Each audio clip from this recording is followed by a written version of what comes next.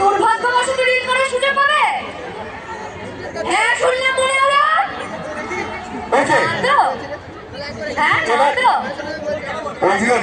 এবার মনে হয় একটা জিনিস সবাই দেখতে চাইছে। গানটা আমরা দেখলাম, এলিতে দেখলাম, একদম আমরা একটু লাইভ দেখতে পারি কি? একসাথে এই স্টেজে কাট অফ দিছে হবে কি? হবে কি? এই জায়গাতে হবে না, হবে?